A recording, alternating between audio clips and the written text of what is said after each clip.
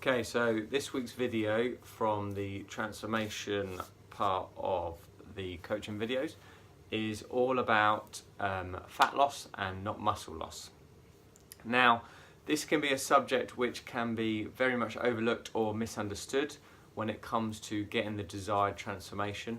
The trick is when we're trying to get a 12-week transformation, you need to ensure that the majority of your loss is coming from fat. Now, there are a few things that you need to consider to ensure this, but this is what we're going to talk about now. Now, no extra bits that I'm going to hold up today, but what you're going to be looking at is the weight on the scales. Now, various different professionals that you may see online will talk about whether you should or should not weigh yourself when it comes to a weekly measurement of how your progress is going. Now, some will say that your physical relation to the scales and what gravity has given you is irrelevant when it comes to understanding if you're getting in better shape. However, if you do not realise that you are losing a degree of weight, then it is a variable that you're not going to be measuring or monitoring that is going to help you understand if you are going in the right direction. When it comes to muscle loss or fat loss, if you are actually losing a vast percentage of body weight weekly, so the scale weight is going down a lot, but then at the same time your visual measurements or your pictures that we use as an extra form of measurement, if they aren't changing at all, then it would imply something is not really good, and then your deficit is actually creating too large a deficit to the point where you're losing muscle. If you're losing muscle, then you're not going to create that transformation physique that you're looking for, whereas like we said, we want to get fat loss. Now, if you lose fat, just the same, yes, you should be losing weight on the scales technically, but you should be looking visibly leaner. So that's where you look visibly leaner or your measurements go down, because fat obviously takes up a degree of space underneath the skin, but the fit and firm sort of shape that you're looking for will come from keeping muscle but losing fat. So a harsher deficit or too large a deficit, if it isn't done correctly, then that loss can be from mostly muscle. So the key here is how you program it. So the initial phase that we have in this program, in the transformation, is that yes, you are on a harsher deficit, but your protein requirement is high. So the primary rule for any form of weight loss is going to be calorie deficit, but then the choice of how you do that calorie deficit is key as to how you lose fat and not muscle. So by us doing weight training as well as making sure the protein requirement is actually where it needs to be to retain lean tissue if not gain it, then this is where we're trying to ensure the body is more likely to lose fat rather than muscle.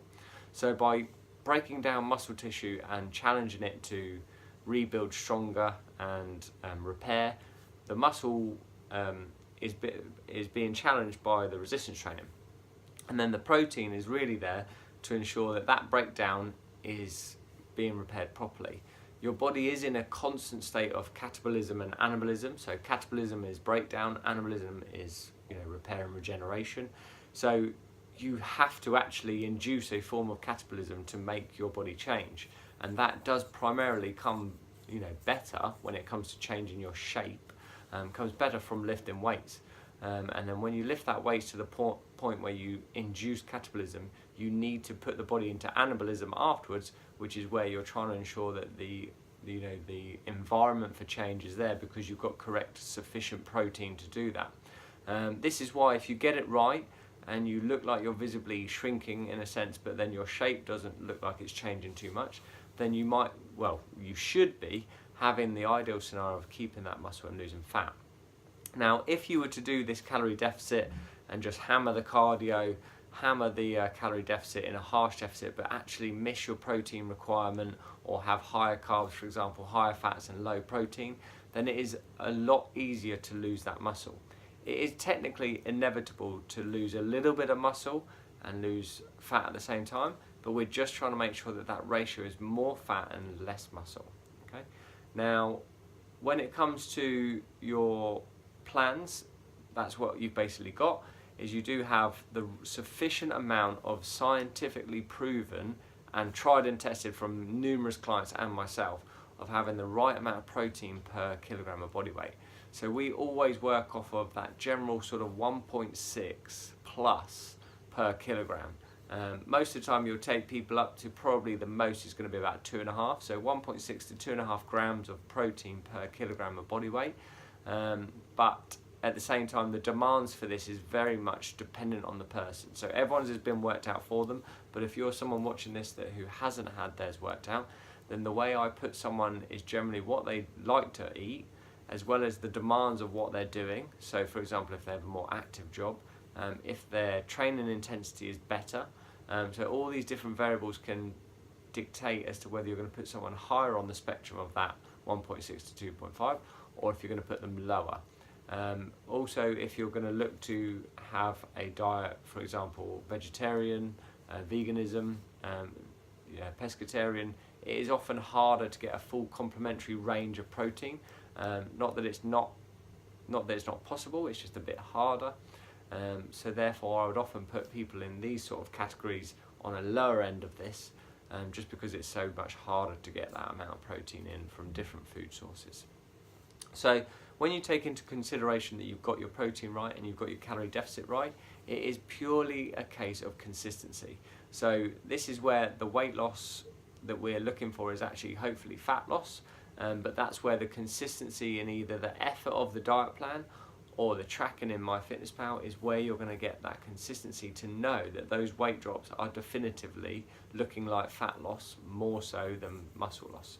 Again, if you dick about and you change your food too much, or you have fluctuating levels of salts because you've got different, more shittier foods that could include more salts, or if you have more, more varied amounts of carbohydrates in your day, it's very easy to get fluctuations more than just a small variability.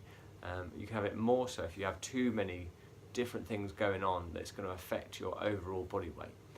Stress is a big factor for body weight, so when it comes to a good 12-week transformation, it's about managing all these variables. So if we have a set amount of carbohydrates, or knowing what carbs we're cycling, if you also can manage stress, if you can ensure that you've got fluids high and you're eating less shittier food and you're choosing better choices of food, then technically your overall weight should be quite stable. It may fluctuate, it pretty much will, but at least it'll be more stable and more likely to be able to see trends. So therefore then when we see weight dropping on average, it will not go linearly down, it will go all over the place, but as long as that trend is looking like it's going down, then you know those weight fluctuations are perfectly fine and perfectly normal, and then you can obviously kind of break it down to understand why there are any weight fluctuations. The only other elements you might want to consider when it comes to knowing your weight is bowel movement, hence why when we weigh in it's better to have a bowel movement beforehand, but you wouldn't just do weight alone, and that's how we can try to monitor that this weight loss is actually fat loss and not muscle loss.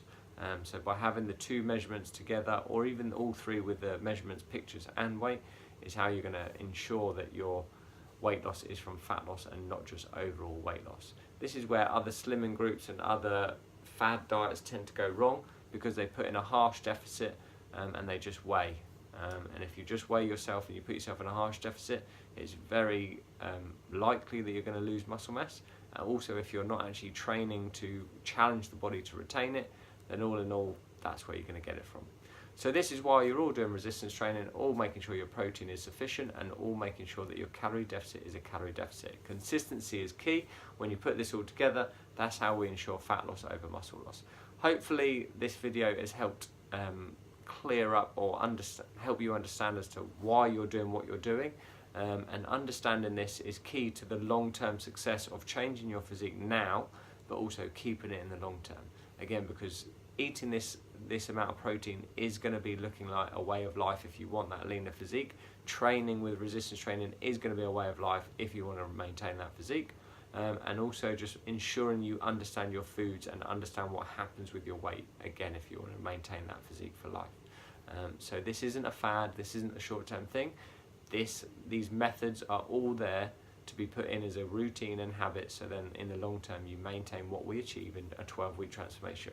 And again, that weight loss will be ideally mostly fat loss, which is going to give you that shape you desire. Hope that makes sense. Any questions, let me know.